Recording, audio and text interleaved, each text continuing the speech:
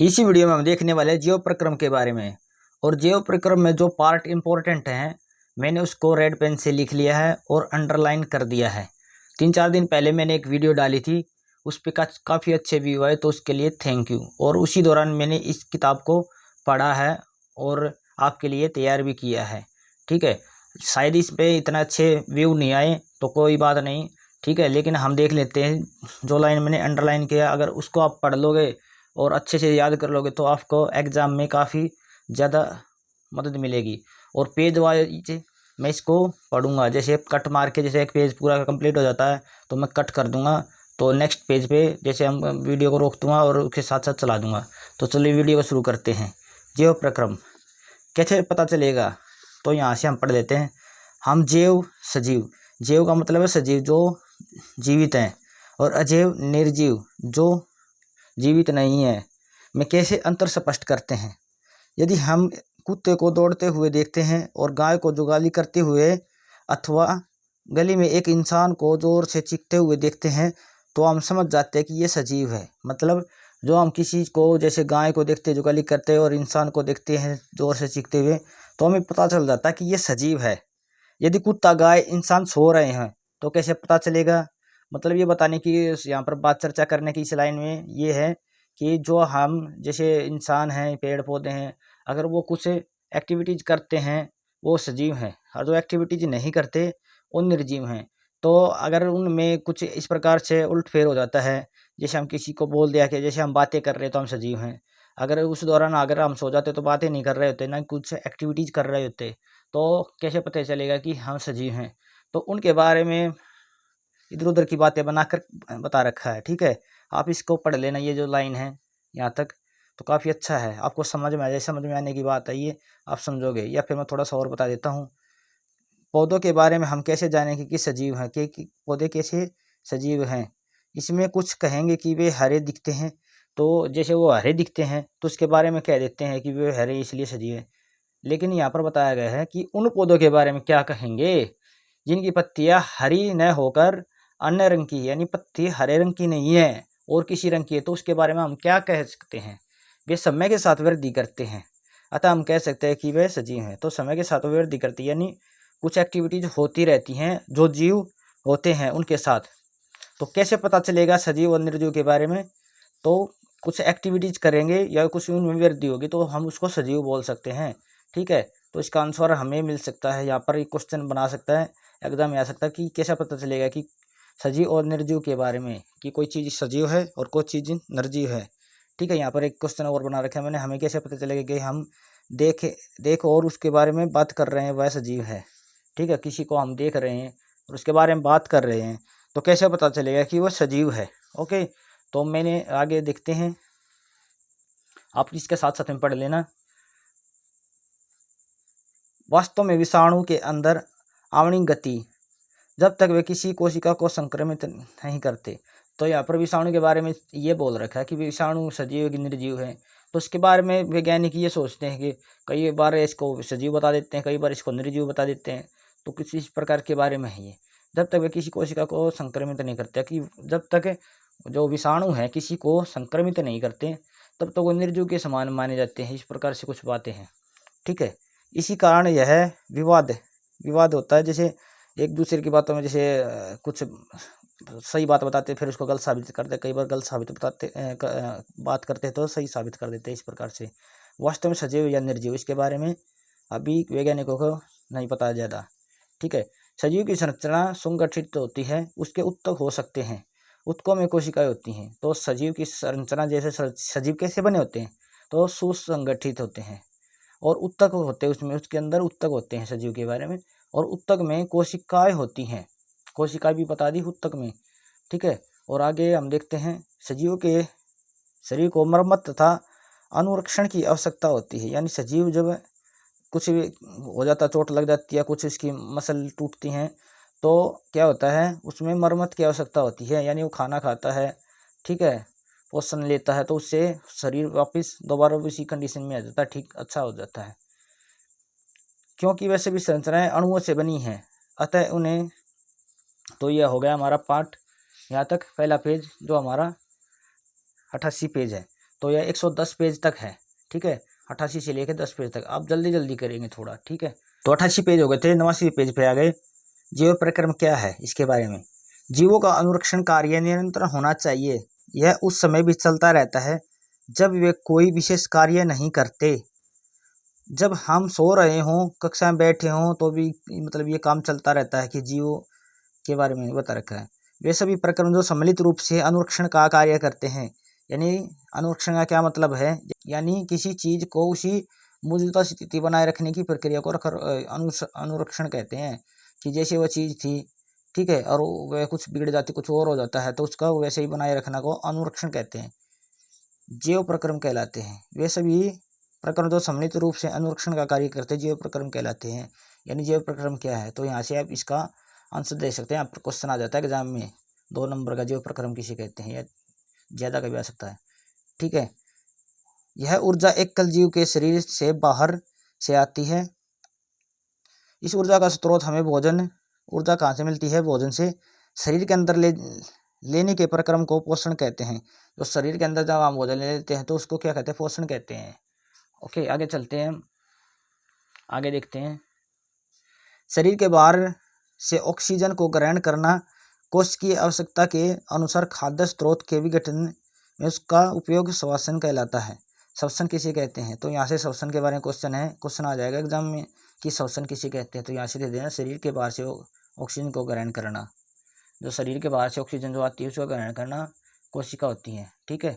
आगे चलते हैं, आगे देखते हैं। भोजन, या क्वेश्चन बना रहा है, क्वेश्चन का देख लेते हैं। भोजन और ऑक्सीजन को एक स्थान से दूसरे स्थान ले जाने के लिए कौन से तंत्र की आवश्यकता होती है। भोजन को एक स्थान से दूसरे स्थान ले जाने के लिए कौन से उसकी तंत्र की आवश्यकता होती है। भोजन एवं ऑक्सीजन को एक स्थान से दूसरे स्थान तक ले जाने के लिए वहन तंत्र की आवश्यकता होती है। कौन से तंत्र की, वहन तंत्र की। यहाँ पर किसका आंसर हम दे सकते हैं। तो ये हमारे 89 पेज कंप्लीट हो जाते हैं। 90 पेज में चलते हैं। अब हम पेज नंबर 90 में आ गए। उत्सर्जन किसे कहते हैं, मैंने क्वेश्चन बना रखा है और ये क्वेश्चन ऐसे एग्जाम में आता है, उत्सर्जन किसे कहते हैं, ठीक है। तो अपशिष्ट उपोत्पादों को शरीर से बाहर निकालना अति आवश्यक होता है। इस प्रक्रम को उत्सर्जन कहते हैं। ये कह रखा है कि शरीर से जो ऐसे पदार्थ होते हैं जिसको शरीर की आवश्यकता नहीं होती, जो खराब पदार्थ होते हैं, उसको बाहर निकालना उत्सर्जन कहलाते हैं, ठीक है। आगे चलते हैं हम। क्वेश्चन ऐसे एग्जाम में डायरेक्ट आ जाएगा, ये जैसे भी बना के दे भेज सकते हैं, छोटा बड़ा क्वेश्चन, ठीक है। आगे देखते हैं। क्वेश्चन आ गया, मनुष्य में ऊर्जा का स्रोत क्या है, यानी ऊर्जा कहाँ से मिलती है, मनुष्य में क्या है, कहाँ से मिल सकती है। तो ये देखते हैं हम खाते हुए भोजन, उससे ऊर्जा मिलती है हमें। वृद्धि विकास प्रोटीन विश्लेषण, जैसे हम खाते हैं भोजन, उसको ऊर्जा मतलब वहाँ से मिल जाती है हमें, ठीक से। आगे हम चलते हैं। स्वपोषी क्या है, ठीक है। स्वपोषी के बारे में ऐसे पूछ सकता है, छोटे बड़े क्वेश्चन तो एग्जाम में बना लेगा। ऊर्जा कहाँ से लेते हैं, तो देखो यहाँ से कुछ जीव अकार्बनिक स्रोत से कार्बन डाइऑक्साइड तथा जल के रूप में सरल पदार्थ प्राप्त करते हैं। ये जीव स्वपोषी हैं। इनमें सभी हरे पौधे तथा कुछ जीवाणु हैं। तो ये स्वपोषी होते हैं जो अपने आप से भोजन ग्रहण कर लेते हैं। उसमें आते हैं पेड़। ये इन दोनों के बारे में ध्यान रखना भी, एक विषमपोषी है, विषमपोषी है और एक स्वपोषी है। तो स्वपोषी वो है जो पेड़ पौधे होते हैं और जीवाणु होते हैं जो अपना भोजन जैसे समय बनाते हैं। जैसे हम नहीं है कि हम अपना भोजन जैसे बना लेते, रोटी राटी, ये हम नहीं बनाते, हम विषमपोषी में आते हैं। और जीव स्वपोषी पेड़ पौधे आते हैं, ठीक है। आगे चलते हैं। कवक बैक्टीरिया विषमपोषी कौन है, इसमें निर्भर रहते हैं। तो विषमपोषी के बारे में जैसे मैंने बता भी दिया आपको, वे जीव होते हैं जो अपना भोजन समय नहीं बनाते, अपने भोजन के लिए दूसरों पर निर्भर करते हैं। जैसे दूसरों पर निर्भर करते हैं, जैसे कोई शेर है, जैसे कुत्ता बिल्ली, हम, तो ये क्या हो गया, तो हम विषमपोषी में आते हैं, हम दूसरी चीज़ों पे निर्भर रहते हैं। लेकिन पेड़ पौधे अपने आप से ही अपना भोजन बना लेते, उसको आवश्यकता नहीं होती, बस पानी डालना पड़ता है, बाकी मिट्टी से कर लेते हैं अपना काम। ओके, अब हम आ गए 91 पेज पे। तो इसके जो इम्पोर्टेंट फैक्ट हैं उसको हम देख लेते हैं, ठीक है। यहाँ से चलते नीचे, यहाँ पर आ जाते हैं, यहाँ रुक जाते हैं, यहाँ से देखते हैं और देखते हैं। जैसे हमने क्वेश्चन बना दिया, हरे रंग के बिंदु किसे कहते हैं, क्लोरोप्लास्ट किसे कहते हैं, इसमें क्या होता है, दो क्वेश्चन यहाँ से बन जाते हैं। आप नोट करेंगे कि कोशिकाओं में हरे रंग की बिंदु दिखाई देते हैं। ये हरे बिंदु कोशिकांग है। तो हरे बिंदु क्या है, कोशिकांग है। इसका उत्तर यहाँ से, जिन्हें फ्लोरोप्लास्ट कहते हैं, फ्लोरोप्लास्ट कहते हैं कोशिकांग को। इन्हें फ्लोरोफिल होता है, क्या होता है, फ्लोरोफिल होता है, इसलिए वह रहते हैं।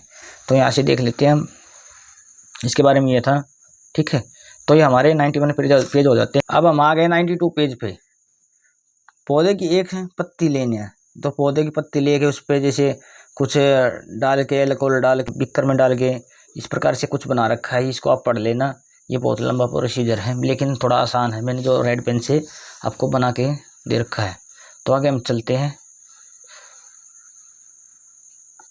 गैसों का आदान प्रदान तने, जड़ और पत्तियों की सतह से भी होता है। तो जड़ें जो गैस आती हैं तो इनसे होता है, जड़ों से, पत्तियों से, सतह से।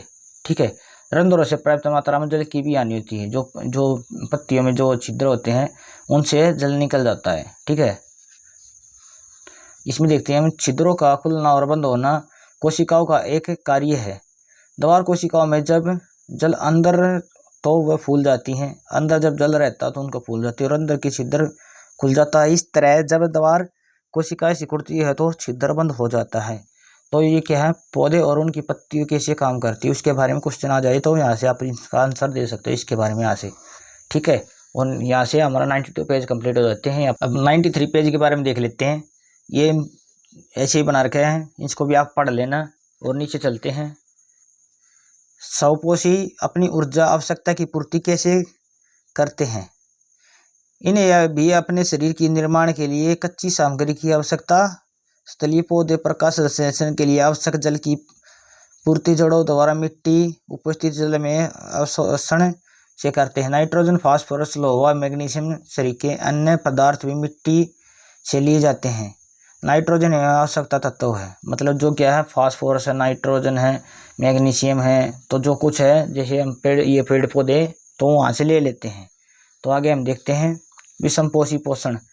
तो विषमपोषी के बारे में आ गए, समपोषी और विषमपोषी के बारे में बताता। तो विषमपोषी में हम थे वह जीव जो अपना खाना दूसरों पर निर्भर करते हैं, जैसे मनुष्य।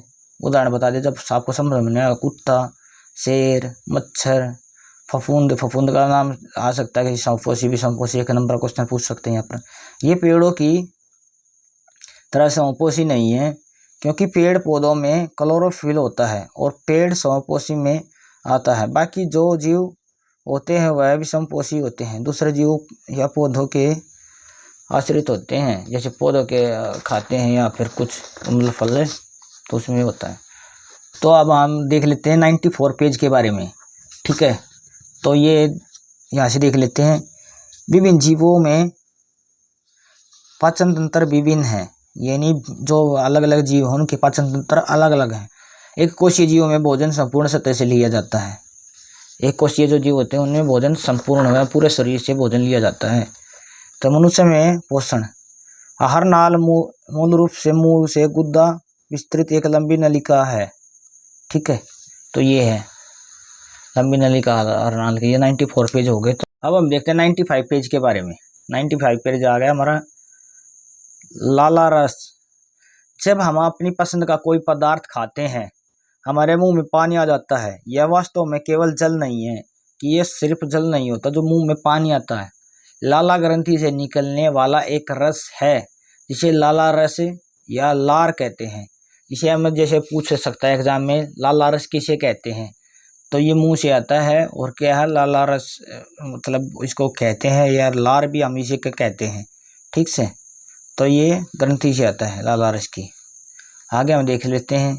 ये मनुष्य के बारे में बता रखा है कि ये क्या है, अमाशय यहाँ पर है, गुद्दा द्वार के बारे में यहाँ पर है। ओके, आगे देखते हैं। लार में भी एंजाइम होता है, तो ये पूछ सकता है लार में क्या एंजाइम हो सकता है, तो हाँ ना का जवाब देना। तो लार में एंजाइम होता है। मुंह से अमाशय तक भोजन किसके द्वारा लिया जाता है, तो क्वेश्चन है, क्वेश्चन के बारे में आंसर। मुंह से अमाशय तक भोजन ग्रीस का इसोफेगस द्वारा लिया जाता है। इसोफेगस द्वारा मुंह से भोजन लिया जाता है। आगे हम देखते हैं। अब देखते हैं, घास खाने वाले शाकाहारी या सेल्यूलोज पचाने के लिए लंबी शुद्धांत्र की आवश्यकता होती है। तो शाकाहारी जो मांस नहीं खाते, वह शाकाहारी होते हैं। सो शुद्रांत के बारे में बार बार आएगा या फिर वैसे है तो शुद्रांत के बारे में जान लेते हैं। मतलब छोटी आंत, छोटी आंत को क्या कहते हैं? शुद्रांत कहते हैं, शुद्रांत्रय। हम इसको 95 पेज हमारे कंप्लीट हो जाते हैं। अब हम देखते हैं 96 पेज पे छोटी आंत। सो शुद्रांत को क्या कहते हैं? छोटी आंत कहते हैं। जो छोटी आंत होती है उसको हम शुद्रांत बोलते हैं। तो वसा क्या है? तो इसके बारे में आ सकता है कार्बोहाइड्रेट है, इसके बारे में पूछ सकते हैं क्या होता है। तो जैसे वसा होता है फैट, फैट मतलब मोटापा, उसको हम वसा बोलते हैं। कार्बोहाइड्रेट के बाद ज़्यादा ऊर्जा यही देता है, जो कार्बोहाइड्रेट देती है। हम जैसे हम चावल खाते हैं, खाना वाना खाते हैं, फल फ्रूट, तो उसमें कार्बोहाइड्रेट होता है, ठीक है। तो उसमें क्या होता है, उसके बाद वसा में वो देती है ताकत। एक ऐसा पोषक तत्व जो हमें ऊर्जा, एनर्जी देता है। एनर्जी इंग्लिश में बोलते हैं, ऊर्जा इसको बोलते हैं हिंदी में। तो मिलता है जैसे चावल, मैं आपको दिखाते हैं नीचे से कौन से है कार्बोहाइड्रेट के। चावल है, आलू है, चीनी है, दूध है, फल है, और भी आ सकते हैं इसमें। तो इसके बारे में हम देख लेते हैं। इम्लीकृत वसा का पाचन करने के लिए लाइपेज एंजाइम होता है। तो इम्लीकृत वसा का पाचन करने के लिए कौन सा एंजाइम होता है? तो इसका क्वेश्चन ऐसे पूछ सकते हैं। तो शुद्रांत की भित्ति में ग्रंथि होती है जो आंतर रस स्रावित करती है। इसमें उपस्थित एंजाइम अंत में छोटे और अमीनो अम्ल जटिल कार्बोहाइड्रेट को ग्लूकोज में तथा वसा को वसा अम्ल तथा ग्लिसरॉल में परिवर्तित कर देते हैं। तो ये हमारा हो जाता है। आगे देखते हैं। बिना पचा भोजन बृहदान्त्र में भेज दिया जाता है, बृहदान्त्र में भेज दिया जाता है। और आगे देखते हैं। दांतों के बारे में दे रखा, आप इसे पढ़ लेना कि ये कैसे क्या है, लेकिन आपको समझ में नहीं आएगा। लेकिन ये बता रहे हैं कि जब इसे हम खाना खाते हैं और उस पर मैल जम जाता है या कोई मीठी चीज़ जम जाती है तो उसका कैसे क्या असर होता है उसके बारे में, ठीक है। इसको आप पढ़ लेना। ये हमारे 96 पेज हो गए। मैं आपको दिखा देता हूँ 96 पेज, 97 पेज पे। इसमें मैंने ज़्यादा कुछ अंडरलाइन नहीं किया है, थोड़ा जल्दी में मैंने पेज पढ़ा था और इम्पोर्टेंट भी मेरे को नहीं लगा, तो इसे आप वैसे ही देख सकते हो या पढ़ सकते हो। तो ये हमारे 97 पेज कंप्लीट हो गए। 8 पेज पे देख लेते हैं क्या कुछ है, ठीक है। तो ये दे रखा है, कोश के श्वसन द्वारा मोचित ऊर्जा तत्काल ही एटीपी नामक अणु के संश्लेषण में प्रयुक्त हो जाती है। आगे हम देखते हैं एटीपी का प्रयोग कहाँ होता है। सोचिए किसी एक बैटरी विभिन्न प्रकार के उपयोग के लिए ऊर्जा प्रदान करती है। यांत्रिक ऊर्जा, प्रकाश ऊर्जा, विद्युत ऊर्जा, इसी प्रकार अन्य के लिए उपयोग में लाई जाती है। इसी तरह कोशिका में एटीपी का प्रयोग पेशीय के सिकुड़ने, प्रोटीन संश्लेषण, तंत्रिका आवेश का संचरण आदि अनेक क्रियाओं के लिए किया जाता है। आगे देखते हैं हम 98 पेज हमारा यहाँ पर हो जाते हैं। अब हम देखने वाले पेड़ और हम कौन सी गैस लेते हैं। 99 पेज पे हम आगे हम देख चुके हैं कि पेड़ की पौधे गैसों का आदान प्रदान रंध्रों के द्वारा होता है। रंध्रों मतलब छिद्रों के द्वारा होता है। आगे देखते हैं हम दिन में श्वसन के दौरान निकली CO2 कार्बन डाइऑक्साइड बोलते हैं प्रकाश संश्लेषण में प्रयुक्त हो जाती है। जंतुओं में पर्यावरण और ऑक्सीजन लेने और उत्पादित कार्बन डाइऑक्साइड से छुटकारा पाने के लिए विभिन्न प्रकार के अंगों का विकास हुआ। हम स्थलीय जंतु वायुमंडलीय ऑक्सीजन लेते हैं, परंतु जो जंतु जल में रहते हैं उन्हें जल में विलेय ऑक्सीजन की उपयोग करने की आवश्यकता होती है। तो जो सतल में जो जीव रहते हैं उसको वो क्या करते हैं, वायुमंडल से लेते हैं ऑक्सीजन, और जो जल में रहता है वो जल से ऑक्सीजन लेते हैं, ठीक है। तो क्वेश्चन मैंने बना रखा है यहाँ पर, श्वास लेने में हमारी तुलना मछली से कैसे श्वास लेते हैं और हम कैसे लेते हैं। तो मछली के बारे में ये दे रखा है, ठीक है। जो जीव जल में रहते हैं वे जल में विलेय ऑक्सीजन का प्रयोग करते हैं। जो जल में रहते हैं वो जल में मिली हुई ऑक्सीजन का प्रयोग करते हैं, क्योंकि जल में विलेय ऑक्सीजन की मात्रा वायुमंडल ऑक्सीजन की मात्रा से कम है, ठीक है। जलीय जीवों में श्वास दर स्थलीय जीवों की अपेक्षा शुद्ध यानी क्या है, जल्दी होती है। यानी जल्दी जल में जो जीव रहते हैं उनकी जल्दी श्वास होती है। तो ये 99 पेज हमारा। अब हम देख लेते हैं पेज नंबर 100 के बारे में, ठीक है। तो इसमें थोड़ी प्रिंटिंग अच्छी नहीं है तो इसको आप थोड़ा ध्यान से देख लेना। वायु शरीर के अंदर नासा द्वारा जाती है, यानी नाक के द्वारा, नासा द्वारा बोल रखा है। वायु मार्ग में उपस्थित महीन बालों द्वारा निष्पादित हो जाते हैं। तो ये जैसे नाक में जैसे धूल है, अशुद्धियाँ हैं, वो जो रुक जाते हैं, जो बाल होते हैं उसके कारण, ठीक है। तो ये बना रखे हमें। सिलिया किसे कहते हैं, सिलिया क्या काम आती हैं, तो सिलिया के बारे में क्वेश्चन है, सीधा एग्जाम में आ सकता है। श्वसन के ऊपरी हिस्से में छोटे छोटे बालों जैसे संरचनाएं होती है, छोटे छोटे बाल होते हैं, ठीक है। नाक में सिलिया कहते हैं उसको, ठीक है। ये सिलिया सांस लेने वक्त अंदर ली जाने वाली वायु से रोगाणु को रोकते, जैसे धूम्रपान करने पर ये बाल जैसे संरचनाएं नष्ट हो जाती हैं। तो अन्य हानिकारक रसायन फेफड़ों में प्रवेश कर जाते हैं, तो संक्रमण, खांसी और यहाँ तक कि फेफड़ों के कैंसर भी हो सकते हैं। तो ये हमारा 100 पेज हो जाता है। 101 पेज के बारे में देख लेते हैं। यदि कूपिकाओं की सतह को फैला दिया जाए तो यह लगभग 80 मीटर क्षेत्र ढक लेगी। कि अपने शरीर की का सतही क्षेत्रफल कितना होगा, तो इसमें ज़्यादा कुछ इम्पोर्टेंट नहीं लगा मेरे को, ठीक है। वही थोड़ा ऐसे थोड़ी प्रिंटिंग खास नहीं है, थोड़ा एडजस्ट कर लेना। अब हम देख लेते हैं 102 पेज के बारे में। रुधिर में, रुधिर क्या होता है? रक्त होता है रुधिर, ठीक है, इसको याद रख लेना। रुधिर में एक तरल माध्यम होता है जिसे प्लाज्मा कहते हैं। इनमें कोशिकाएं निलंबित होती हैं, जैसे ऑक्सीजन को लाल रुधिर कणिकाएं ले जाती हैं। तो ऑक्सीजन कौन ले जाती है? तो लाल रक्त कणिकाएं ले जाती हैं। उसके बारे में ऐसे पूछे तो बता देना। बहुत से अन्य पदार्थ जैसे लवण का वहन भी रुधिर में होता है, ठीक है। आगे हम देखते हैं इसमें हृदय एक पेशीय अंग है। जूम कर लेता हूँ थोड़ा मैं इसको। हृदय एक पेशीय अंग है जो हमारे मुट्ठी के आकार का होता है। हृदय क्या होता है? मुट्ठी के आकार का होता है। ऑक्सीजन प्रचुर रुधिर को कार्बन डाइऑक्साइड युक्त रुधिर में मिलने को रोकने के लिए हृदय कई कोशिकाओं में बटा हुआ है। हृदय कई कोशिकाओं में बटा हुआ है जो रक्त को हमारे को भेजता है। जैसे ऑक्सीजन प्रचुर फुसफुस से हृदय में वायु और स्थित कोष्ठ बाह्य आलिंद में आता है। इस रुधिर को एकत्रित करते समय बाह्य आलिंद शिथिल होता है। रुधिर को खून कहते हैं। जैसे दायां आलिंद संकुचित, ये दायां आलिंद बायां आलिंद पढ़ लेना, संकुचित होता है सिकुड़ना। यहाँ से ये 2 लाइन पढ़ लेना, ठीक। यहाँ से 2 लाइन पढ़ लेना, नीचे से थोड़ा दिखा नहीं मैंने फोन में, इसलिए ऊपर की तरफ किया है। आगे देखते हैं हम 103 पेज के बारे में। देखते हैं देखा दायां व बायां बंटवारा ऑक्सीजनित रुधिर को मिलने से रोकने के लाभदायक होता है। इस तरह का बंटवारा शरीर को उच्च सत्तापूर्ण ऑक्सीजन की पूर्ति करता है। पक्षी और स्तनधारी सरीखे जंतुओं को जल सतलचर बहुत से सरीसृप जैसे जंतुओं में 3 कोष्ठीय हृदय होता है। रुधिर धारा को उस सीमा तक मिलने भी सहन कर लेते हैं। दूसरे मछली में हृदय केवल 2 कोष्ठ होते हैं। तो ये हमारा 103 पेज कंप्लीट हो गया। 104 पेज के बारे में देख लेते हैं। नलिकाएं, रुधिर वाहिकाएं। धमनी वे रुधिर वाहिकाएं हैं जो रुधिर को हृदय से शरीर के विभिन्न अंगों तक ले जाती हैं। धमनी ले जाती है शरीर से अंगों तक, ठीक है। आगे देखते हैं लसिका। लसिका इंपॉर्टेंट, मोस्ट इंपॉर्टेंट क्वेश्चन नहीं है। एक अन्य प्रकार का द्रव है जो वहन में भी सहायक करता है। इसे लसिका का उत्तक तरल कहते हैं, ठीक है। 105 पे पौधों के लिए नाइट्रोजन, फास्फोरस तथा दूसरे खनिज लवणों के लिए मृदा निकटतम तथा प्रचुर स्रोत है। आगे देखते हैं जो पदार्थ के सभी भागों से संबंध होता है।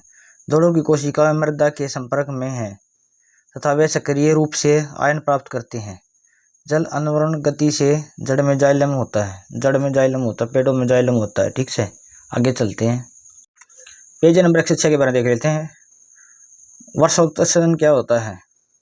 पादप के वायुव्य भागों द्वारा वाष्प के रूप में जल की हानि, पादप के द्वारा जल की हानि, जैसे इसमें से जल निकल जाता है तो ये होता है वाष्पोत्सर्जन होता है, ठीक से। तो आगे देखते हैं, चलते हैं थोड़ा। जाइलम द्वारा परिवहन जिसे सामान्य भौतिक बलों द्वारा समझाया जा सकता है। तो 106 पेज हमारे कंप्लीट हो गए। पेज 107 पे आ गए हम। देखते हैं उत्सर्जन क्या होता है। तो उत्सर्जन के बारे में पूछ सकते हैं, बार बार आता है। जीवों के शरीर से अपशिष्ट मतलब बेकार पदार्थ बाहर निकलते हैं, उसको हम क्या कहते हैं? उत्सर्जन कहते हैं।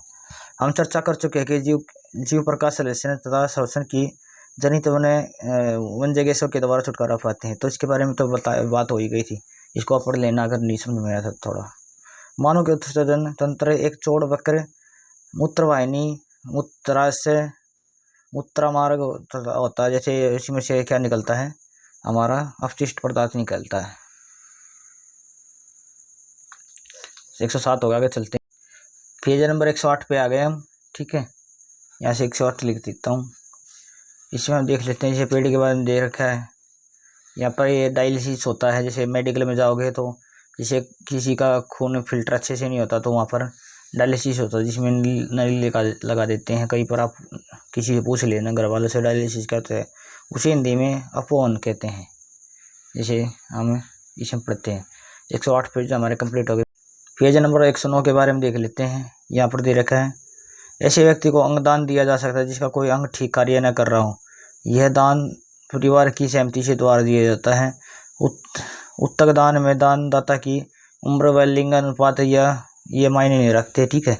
उसके अगर लेडीज है, कोई इंसान है, तो कैसे भी उसको अंगदान कर सकते हैं, ठीक है, अगर कोई करना चाहे तो। लेकिन घर वालों की मतलब इच्छा होती है, लेकिन ज़्यादातर ये मरने के बाद ही होता है।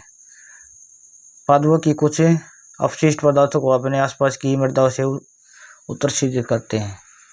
तो 109 पेज हमारे कंप्लीट। पेज नंबर 110 पे तो ये क्वेश्चन दे रखे हैं, ठीक है। तो ये हमारे 110 पेज कंप्लीट हो गया। आगे हम देखने वाले हैं नियंत्रण एवं समन्वय। इसको अच्छे से थोड़ा पढ़ेंगे, ठीक है। तो इस वीडियो में इतना ही, मिलते नेक्स्ट वीडियो में, तब तक के लिए बाय।